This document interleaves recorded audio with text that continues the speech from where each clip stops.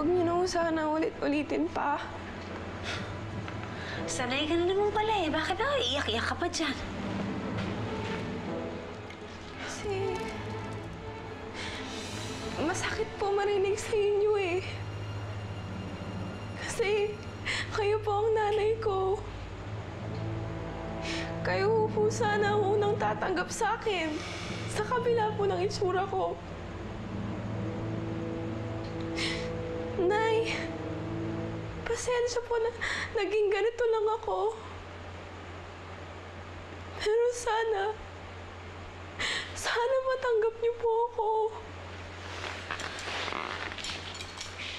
Kung gusto mong tanggapin kita, maghanap ka ng magandang trabaho. Payamanin mo ako.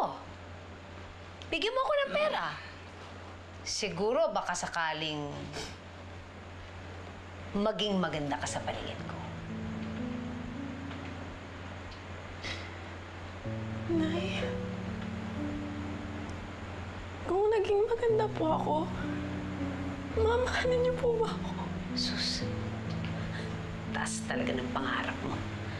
Alika nga dito. Ibababa kita ng konti, ha?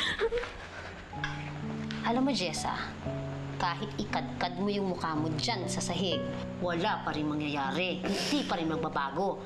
Kahit umabot ka pa sa langit, pangit ka pa rin!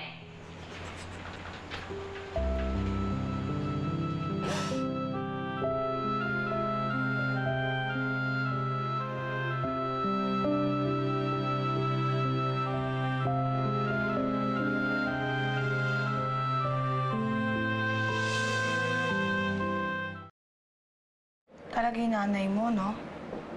Libangan niya yung paiyakin ka. Bakit kaya ganun si Nay? Parang ang hirap para sa kanya na iparamdam sa akin na mahal niya ako.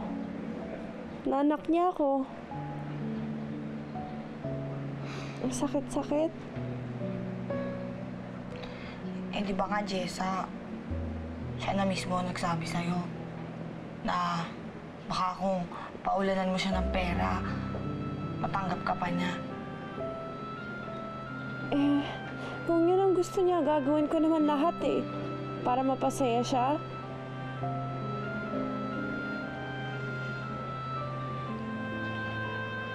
Pakuha nga yung card ni Sir Noel. Baka makatulong siya sa akin.